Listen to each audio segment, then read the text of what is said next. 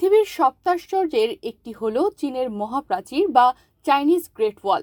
কথিত আছে চীনের এই মহাপ্রাচীরের ওপর দিয়ে 12 জোড়া ঘোড়া একসঙ্গে চলাচল করতে পারত। খ্রিস্টপূর্ব 7ম শতক থেকে খ্রিস্টীয় 16 শতক পর্যন্ত সময়ে চীনের উত্তর সীমান্ত রক্ষা করার জন্য এই প্রাচীর তৈরি করা হয়।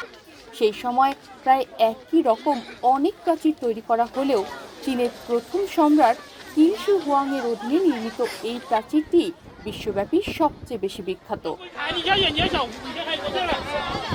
29 জানুয়ারি শুরু হওয়া চীনের চান্দ্র নববর্ষের জাঁকজমকপূর্ণ উৎসব উদযাপন চলবে আগামী 14 ফেব্রুয়ারি পর্যন্ত। চীনা নববর্ষ উপলক্ষে এবছর নতুন বর্ষ উদযাপনের জন্য বেইজিংয়ে হাজারো স্থানীয় ও পর্যটক ভিড় জমাচ্ছেন চীনের গ্রেট ওয়াল পরিদর্শনে। গ্রেট ওয়ালে ঘুরতে আসা একজন দর্শনার্থী বলেন, আমি আজ আমার ছেলের সঙ্গে ব্যাডলিং গ্রেট ওয়ালে উঠেছি। এই প্রথম যখন আমি গ্রেট ওয়ালে প্রথম থেকে শেষ পর্যন্ত হেঁটে শীর্ষে পৌঁছালাম, তখন প্রচুর হাঁপিয়ে উঠেছিলাম এবং অনেক ক্লান্ত হয়ে গিয়েছিলাম, কিন্তু এখানকার অবিশ্বাস্য ও মনোমুগ্ধকর দৃশ্য দেখে আমার পুরো যাত্রার কষ্ট ভুলে গিয়েছি।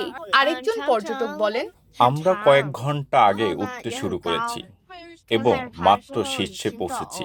তবে আমি মনে করি এমন দৃশ্য দেখার জন্য এতটুকু কষ্ট করা যেতেই পারে। এই দৃশ্য সত্যি চমৎকার। প্রাচীরের মূল অংশের নির্মাণ শুরু হয়েছিল প্রায় খ্রিস্টপূর্ব 208 সালের দিকে। সেই সময় মাঞ্চুরিয়া আর মঙ্গোলিয়ার যাযাবর দস্যুরা চীনের বিভিন্ন অংশে আক্রমণ করত এবং বিভিন্ন ক্ষতি সাধন করত। এ কারণে চীনের প্রথম সম্রাট কিং শি হুয়াংই এই মহাপ্রাচীরের প্রথম ব্যবহার করা শুরু করেছিলেন। এমনকি শত্রুর হাত থেকে নিজের সাম্রাজ্যকে রক্ষা করার জন্য প্রাচীরটি আরও দীর্ঘায়িত করেন তিনি। তবে সময়ের বিবর্তনে বর্তমানে প্রাচীরের এর খুব সামান্যই অবশিষ্ট আছে। হান, সুই, নর্দান ও জিং সাম্রাজ্যের সময়েও ইতিহাসে একই কারণে চীনের মহাপ্রাচীরের পরিবর্তন, সম্প্রসারণ ও পুনর্নির্মাণের উল্লেখ আছে। চীনের মহাপ্রাচীর চাঁদ থেকে দেখা যায় বলে জনশ্রুতি থাকলেও এটি সত্য নয়। তবে কয়েকজন নভোচারী আন্তর্জাতিক মহাকাশ স্টেশন থেকে এটি দেখতে পাওয়ার দাবি করেছেন। পর্যটকদের জন্য এর কিছু অংশ সংরক্ষণ ও পুনর্নির্মাণ করা হলেও বেশিরভাগ অংশ কালের গর্ভে চলে গেছে।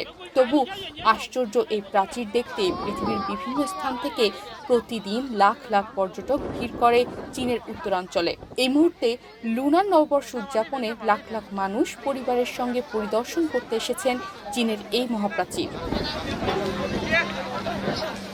তনিমা রহমান, বাংলাদেশ প্রতিদিন।